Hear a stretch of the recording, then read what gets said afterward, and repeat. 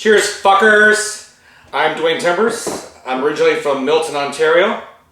I reside in Hamilton since 1989, so I consider myself a Hamtonian. I'm in the band Prior Convictions.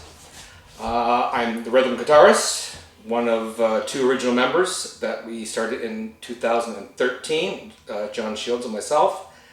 I also run DAT Music Productions, music video photography, and I'm also co-president of Lockdown Records Canada.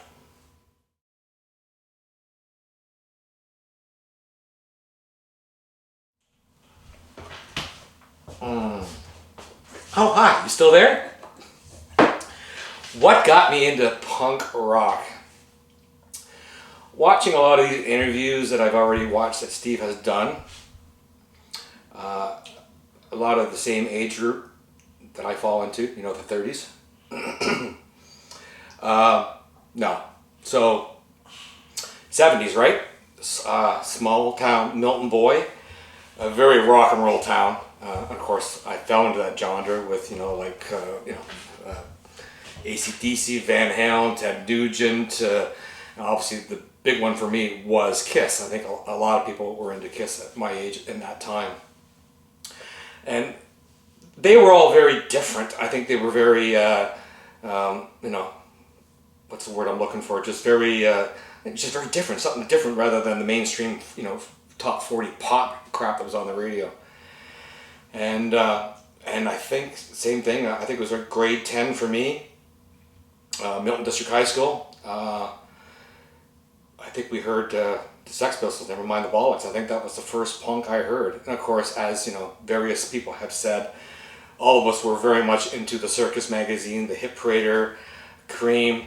There was in the Milton Mall, a local convenience store that was there, and they would carry all those magazines, and we would go in and Saturday morning run to the mall and get the new issues and read them in the front to back and cut out the pictures and idolizing our faves. But hearing that Sex Pistols in grade 10 in school got my ears like, oh man, what else is out there? So looking at these magazines and seeing all these pictures, and of course they were just like slamming punk rock in these magazines at that time. Got into the Ramones from that point, got into the Clash, got into that whole 70s scene.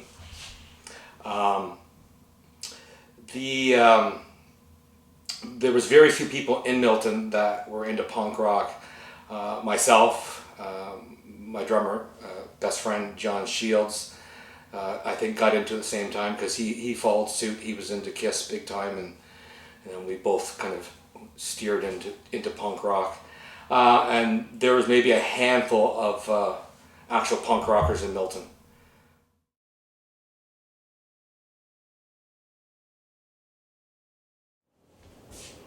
Influences in my life.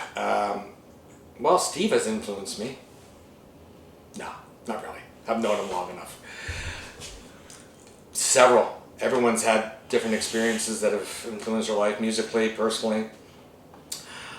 Musically, I'm going to talk about nothing outrageous. I had a lot of people. My mom and dad were divorced, and I was quite young, and my mom had a boyfriend, and his name was Laurie.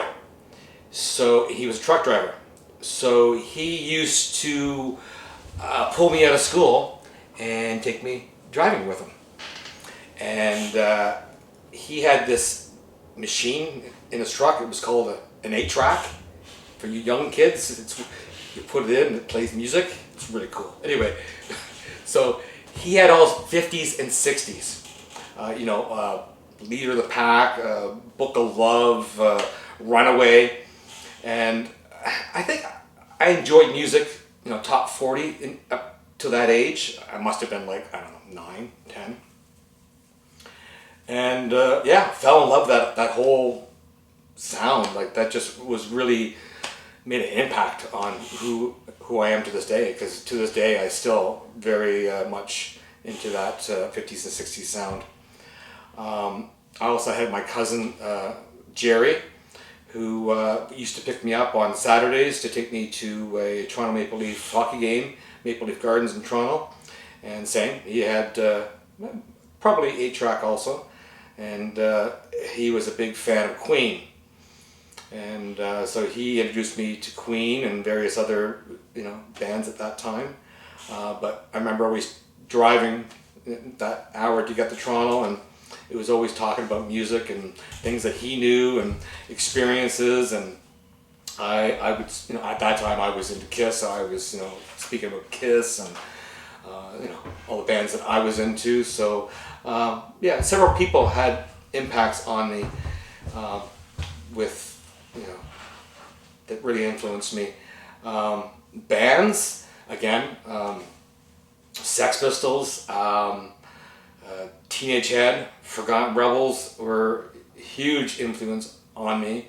And to this day, I think my writing style and how I write and how I play rhythm guitar is very based on that. Individuals, again, Gordy Lewis, huge, loved his style of playing, really influenced of how I play. Taster of Forgotten Rebels, Mike Marabella.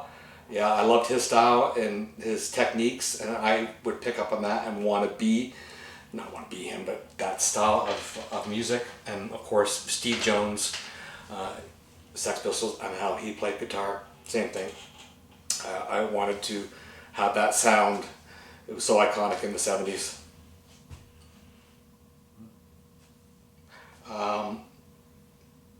One other I would like to mention, because John and I, through the band of Prior Convictions, we were just a cover band jamming, goofing around. Stuck on that 70s sound for a very long time. And it wasn't until there was a few people. We had this one guy, David Dunn. He was American from Washington. He opened our eyes up a little bit to the rancid and that more 90s punk whatever. But actually, Chris Ingham was our bass player for a while, and he brought in I think a USB. It must have been 10,000 songs, it seemed like. But he said, "Here, check this out. Put that in your computer and listen to it." Surprising, yeah. It took that long for me to discover new music, but Chris opened up my eyes to a lot of stuff I had never heard before. So, thanks, Chris. Another influence was my father. My dad was very much into music. Didn't play an instrument or anything else. He was just a lover of music. And there was always music in our house. He was very much into Roy Orbison and Engelbert Humperdinck and Elvis. Elvis was his guy, right? My Aunt June was heavily into Johnny Cash. Very few people know, but my Aunt June, who resided in Ottawa, was the president of the Johnny Cash Association, fan club, whatever. And every time he came anywhere in the area, he would always point her out and thank you and mention her during a concert. She was always influential to me with music and being the whole Johnny Cash sound. Going back to my dad, he went through a period where he was single when my dad divorced years ago, and he got into disco. So disco was a huge sound in my house, and he'd be putting on his three-piece suit, gold chains, and be dancing in the living room, and my friends are coming over and, "Oh, Dad, you're embarrassing me." And it was always a conversation with my music to his music. My music, ABBA, will be around forever. Your band's gone next year. Guess what? My bands are still going to this day, Dad. Yours are long gone. Going back to question 3. Another influence in my musical journey, I keep on saying small town Milton, but it was, right? Like, if we seen anything on TV or our local record store, which was called, I think, Records on Wheels, we got any splash of something new, it was very exciting. So as far as Dan and I doing Lockdown Records, one of the reasons for that was to open up people's ears to a timestamp, because we did a 4 CD 75 band, basically Ontario punk rock. Reminiscing about that, so this was an album that I went into Milton Records on Wheels, and this was on the front display. And it was me just getting into punk rock. I thought, hey, that's pretty cool. The new wave was coming out, but this album introduced me to UK Squeeze, The Squeeze, and also introduced me to the Dickies. But before this album and after this album, like K-Tel Records, you had heard a favorite song on the radio. You would go buy that K-Tel various 22 explosive hits, and you would take that album home and go, hey, I like this, I like this, and like this. So having a compilation album opened your eyes up to a lot of different music. So that is what we were trying to accomplish in Lockdown Records, is opening up people's ears to what else is out there. So buy your comps.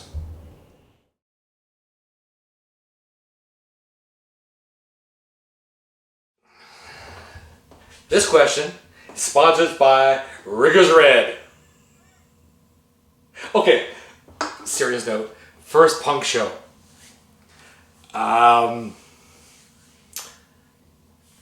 First concert, sorry. 1972. Yes, I'm that old. 1972. My father takes my sister and I to the CNE. I think it was Labor Day weekend, like September.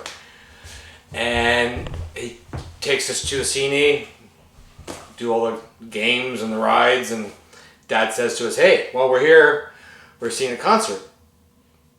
Who are we going to see, Dad? So he says, I'm not going to tell you. So, I don't know, I guess it was 7 o'clock at night, takes us into CNE grandstands at the time. We go in, and one thing I do notice and remember is all these girls. Screaming girls everywhere around me. Who are we seeing? You have to wait. And then on the back of a caddy, convertible caddy, comes, that's right, David Cassidy, 1972. David Cassidy, I think I love you. So, yeah, my first show. So, what a way to see your first concert. Number 2, he did it to me again. I think it was, I think it was 1977. Summer, my Aunt June was in town. Said we're all going to Ontario Place. It was the old Forum back then. Much smaller than the Budweiser stage as it is. So they sat on the lawns watching, waiting for the show, and I did my own thing by myself. Met up with them when the show was about to start, and that show, that's right folks, When I Need You, Leo Sayer and Melissa Manchester, I do believe. That was my first 2 actual concerts. Pretty lame, I know. Then I think in 1979, yeah, it was 1979, Kiss came around. That was my first rock show. Pretty spectacular, like to see the 70s Kiss, the Flames, Fire, the light show. That was pretty impressive, right? That was just like, sold, rock and roll forever! Then the waves of change came. Listened to that Sex Pistol album, and it wasn't grade 10, whatever year that was. I don't remember. Do some math. Those other people that were in Milton that were punks that didn't associate with other punks, but they decided to put on a show at the Milton Fairgrounds. It was one of those Qantas huts, one of those round buildings. They had rented the hall for the night. So no one was around, no one wanted to go, so that was my drug era. I think I popped a hit of acid. I was smoking whatever, Colombian Gold back in that day. Bit of this, bit of that, and tickets were what, like $5 to get in, whatever it was. So Kiwanis Hut, there was like seats on each side, and you kind of just sat there. And the stage was pallets, skids as a stage, and they just did like 2 layers of skids, put plywood on top, and put the drum kit and the instruments on top. And then the show started. And these punks, I think there was 3 bands, can't remember. The only band I can remember from Milton was a band called The Children of Divorce. And I don't remember any of the names of the guys. They were all Milton guys. I think the other bands might have been Burlington. But yeah, they just jumped on stage, and they, I don't remember any of the songs. I can't remember even what they sounded like, if they were good. I was just too high. But I just remember seeing these kids up on stage, bouncing with guitars and banging away, equipment falling off and putting it back up. And the surprising thing was, Milton being a small town, no cops showed up. You know, like, you got a punk show at the Milton Fairgrounds, yeah, and no cops show up. I thought that was pretty weird. But yeah, got very high that night, and same thing, seeing this show, and like, I already had the hook in my mouth from the Pistols, Ramones, and Clash and all that. That just sold me on punk rock. Like, just to be, who you are, do what you want, not be judged. 3-chord songs, fucking A. Then as far as my, like a bigger scene would have been, first show would have been Forgotten Rebels. I think John and I went to Airport Road, some club there, don't remember. It was the Forgotten Rebels. It was the release of This Ain't Hollywood album, and so, because they had a bit of just a bit of a break, they weren't playing, and that was their comeback. So yeah, John and I went. There's a few other people that were with us. I don't remember who. There wasn't a lot of people at the show, maybe like 15, 20 people. I don't remember. I remember being in the parking lot, and this punk rocker came up to us and said, "Do you guys have the time?" And then we told him 10 o'clock, whatever it was, 9:30, and we got inside, and it was Mickey DeSantis. So that was our first meeting with Mickey. And then after that, followed suit was a Teenage Head show. So yeah, so David Cassidy, Leo Sayer were my first concerts. Then you got a small hometown show in Milton of local punks, and then Teenage Head and Forgotten Rebels were the first bigger bands that I seen.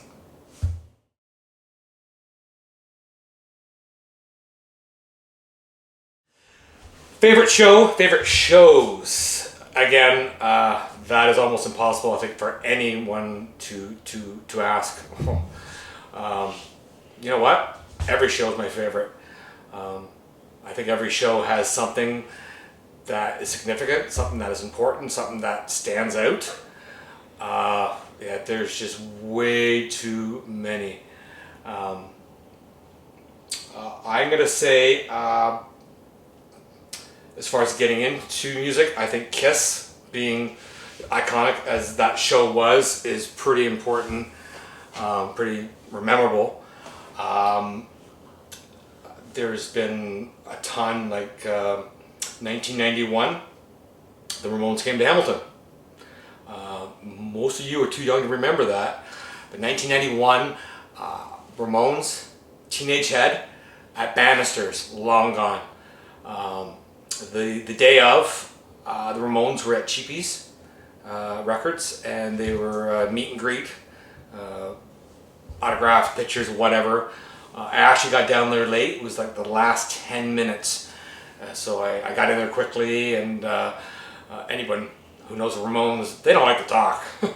So said a few words to each of the members, got their autographs.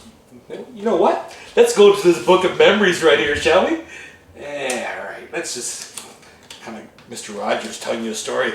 So there we are. So there's Joey and Johnny. their autographs, the ticket, 1991. Awesome show. Teenage Head backed up the Ramones that night.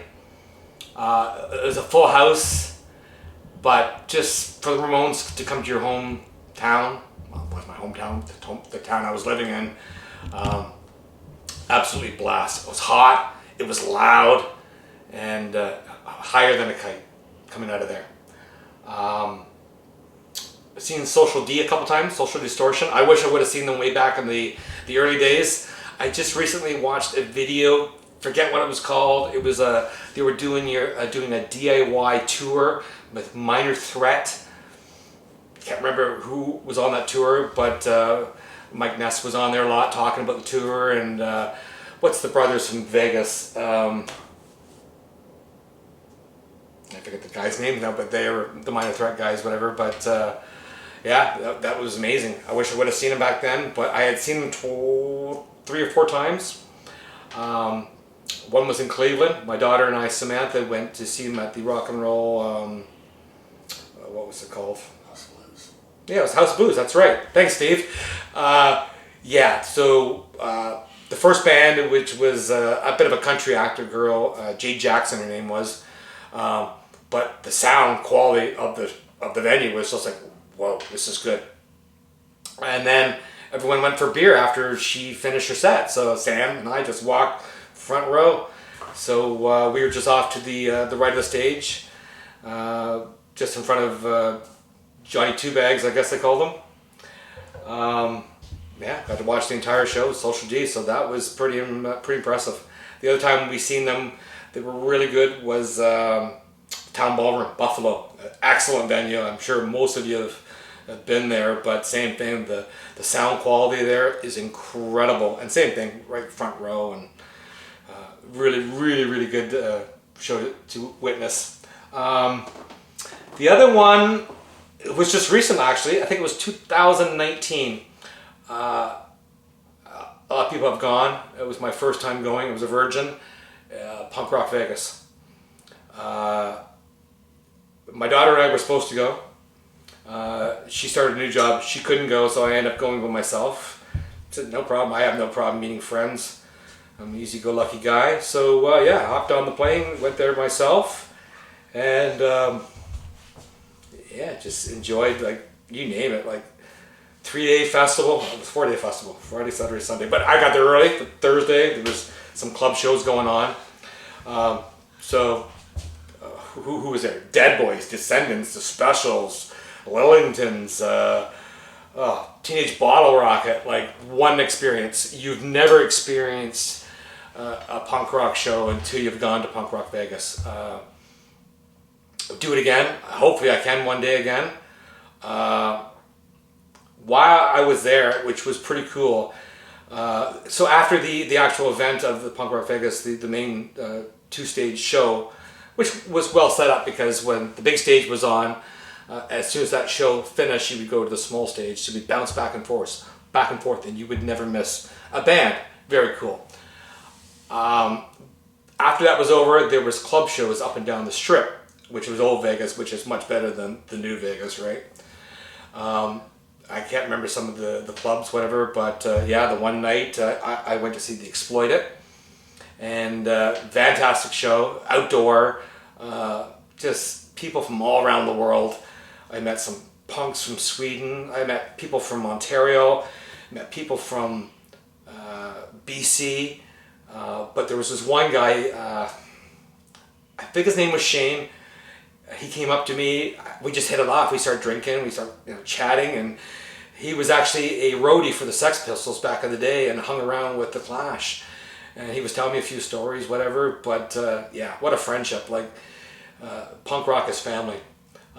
Hopefully next year, the year after, I can get to Rebellion Festival and make that one memorable. Because I was at a Bouncing Souls show at Toronto just before the pandemic, and the Bronx, Bouncing Souls, can't remember who else was there. It was a great show, and I was talking to a few guys, and they said, oh, you know what, Vegas is nothing, you got to go to Rebellion.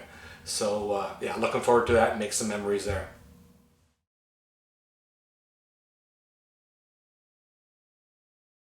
Six, give me a rundown of your past and current band history.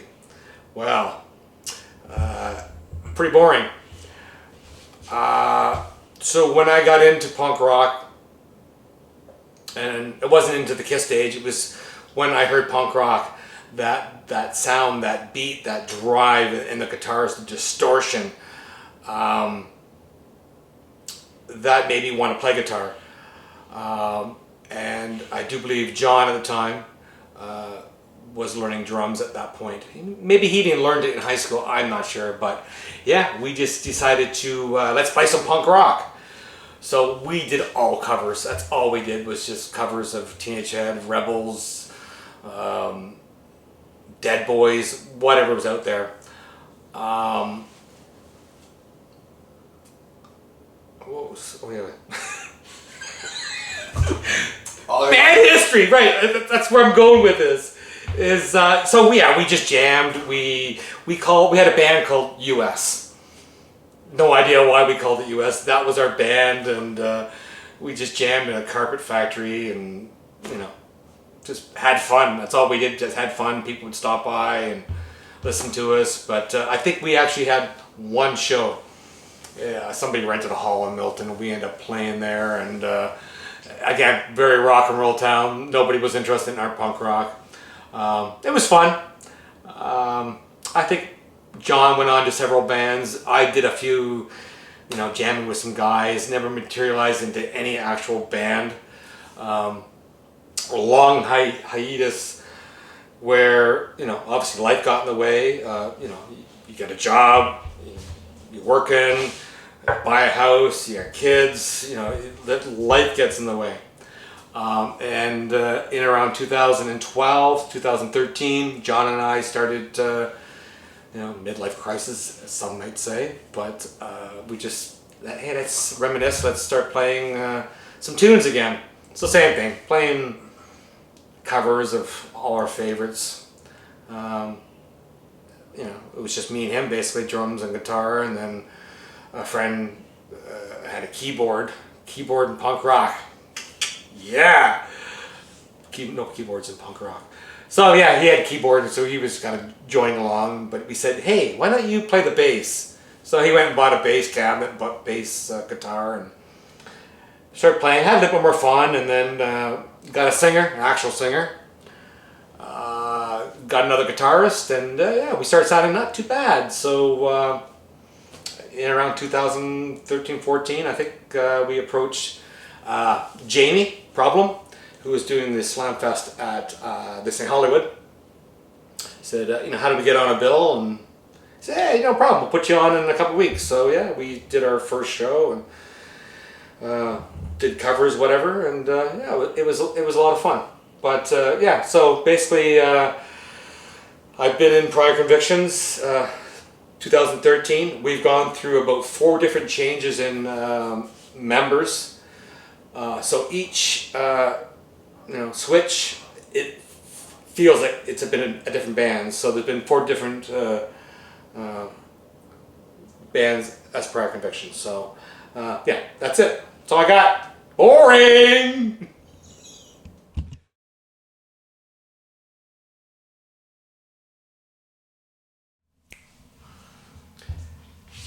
Hey, you still here? Thanks for sticking around. Look at that. That's a nice head.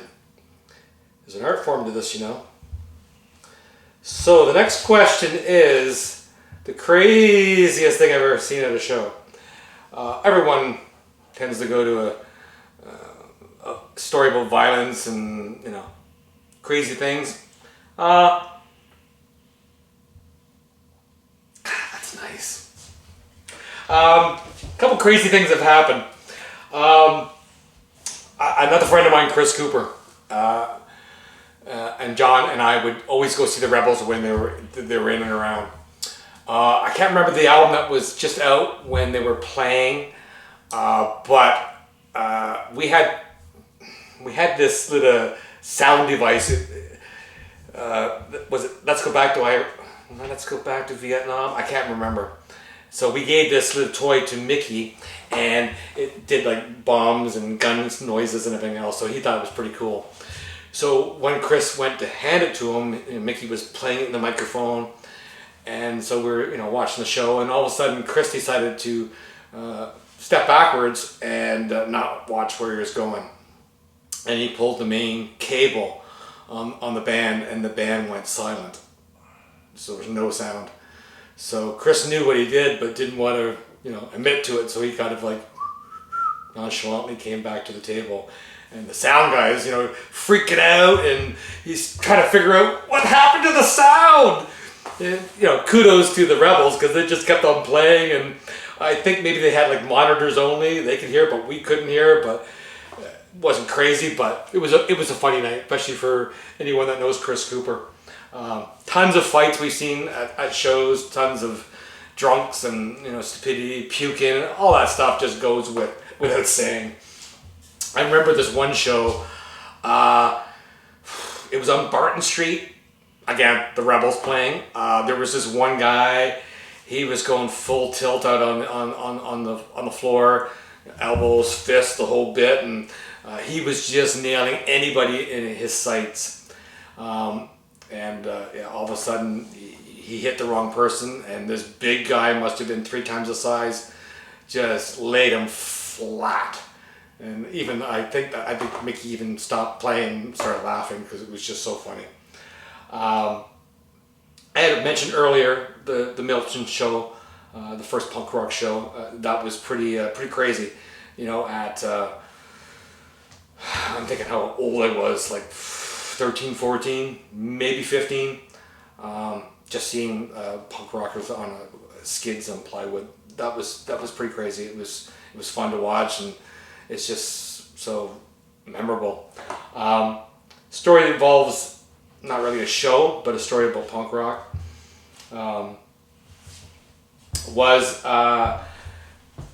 Again, small town Milton. I lived in Milton, and I wanted a record. It was a Slander record. Somebody we know doesn't like that record. I won't mention Chris's name. But anyway, I wanted that album.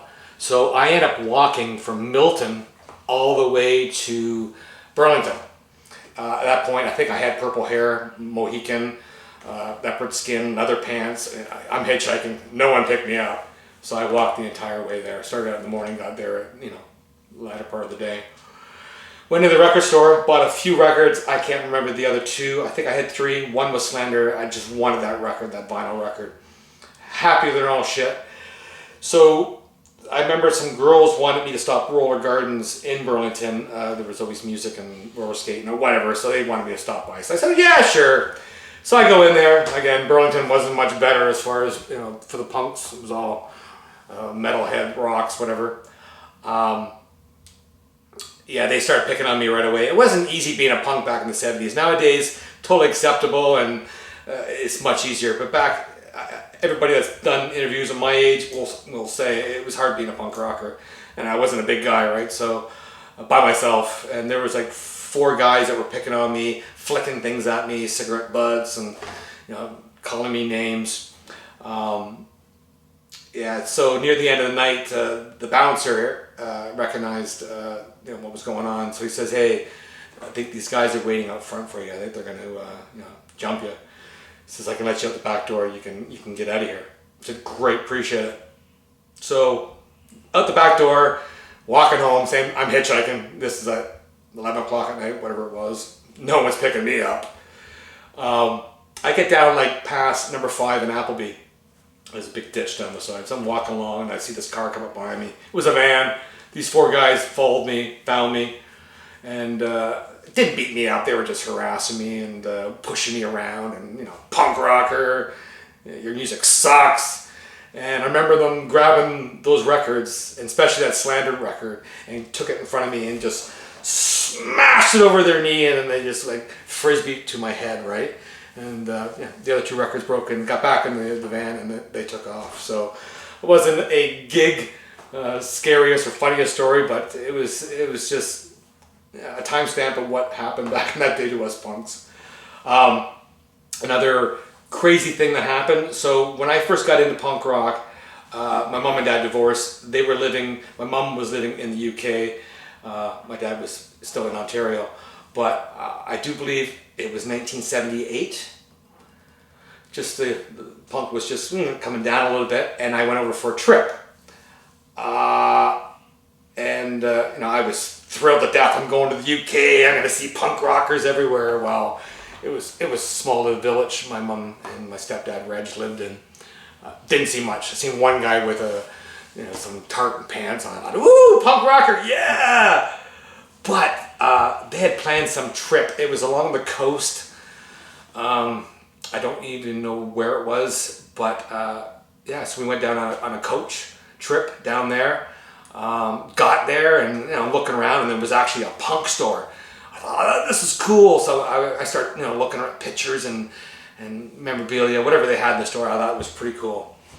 And I noticed there was some skinheads that were kind of eyeing me up. So I came out of the store, and they were saying things. I just didn't want to hear what they were saying, but they were following me. And then all of a sudden, I came across some punk rockers that were just on the side of the street, some young kids, must have been like 16. And they're just drinking away on the streets, and they're just throwing their beer cans or bottles, whatever, at passersby. Just totally something out of a movie. But in 78, like anybody that was in the UK, had been to the UK, music and gangs were huge. Like there was the punks, there was the skinheads, there was the teddy boys, there was the mods. It was crazy to witness. Like, so after the punks were yelling things at the skins, I kind of like skittled down a side street, whatever, and then they all went down to the beach, and they all just started like beating each other up in big fights and everything else. But like at 16 years old, and witnessing this, it was pretty cool. And of course that is long gone now in the UK, but very memorable to witness something like that.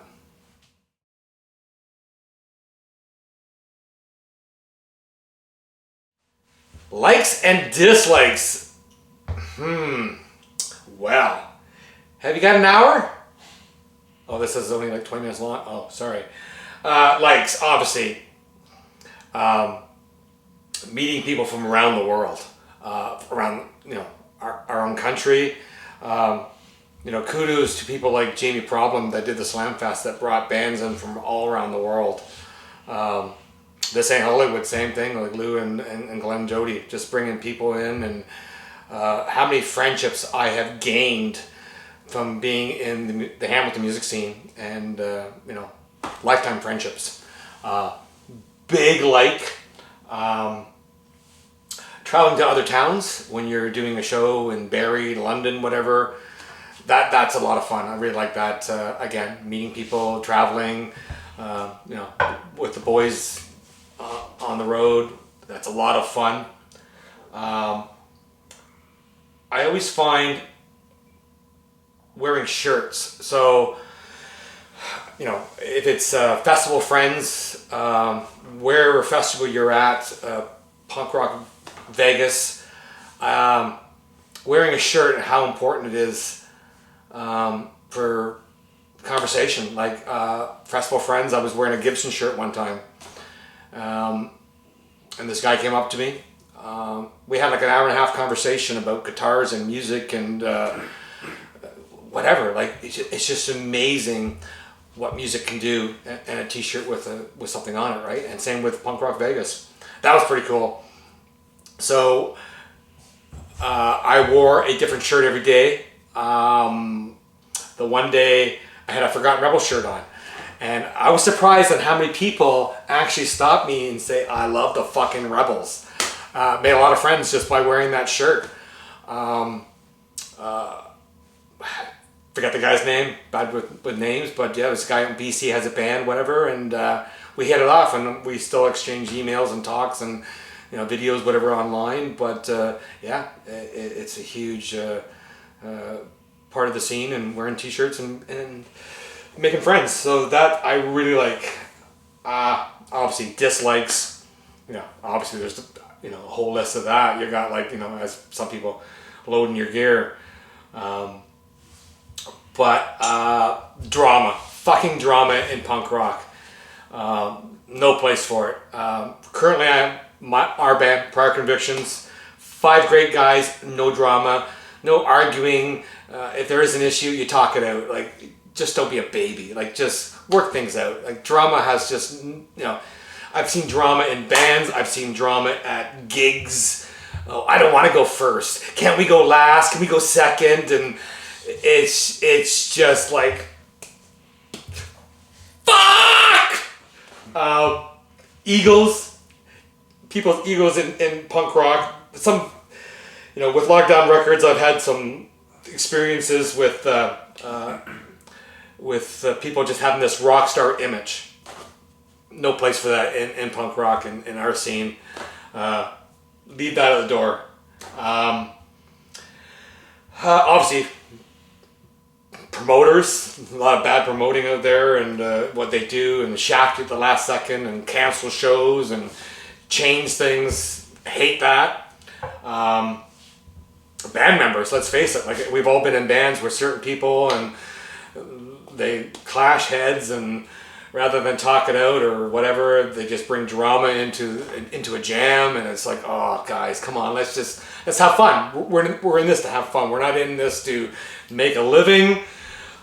This is a hobby for most of us. We're having fun. Like, this is a midlife crisis for most people my age, just having fun. And we got another 10 years left. Let's enjoy ourselves. And record companies, they can be drama too, right? Like, just cut out the crap. Just we're in this to have fun, not to make money. No egos, no drama. Cheers.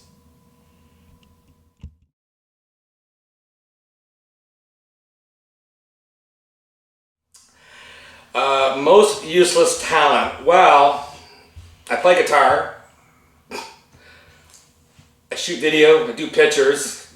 Most people would say that's useless because, I'm not financially rewarded for it. But people actually like it, so therefore they're not useless. So fuck you. But my favorite is Ned Beatty favorite. You ready?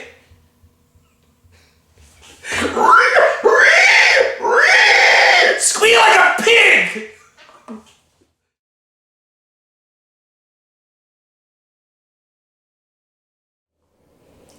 Favorite food. And I'm not going to say Taco fucking Bell. I'm not going to say... No, I may say that. You know what? Love all food, but you know what? Ultimate? Is it food? I don't know. Candy. Sweets. Junk food. That stuff I can eat till the cows come home. Love it. My nan, who lived over in North Wales when I was a kid growing up, she had a little small corner store bread, convenience store, as we call them over here. And as a kid going over there, and in the mornings before she opened the shop, she would let us go in and say, hey, take whatever you want. And if anyone knows English candy, no wonder the English have bad teeth, right? Eating all that crap. But yeah, love it. Eat it all day long.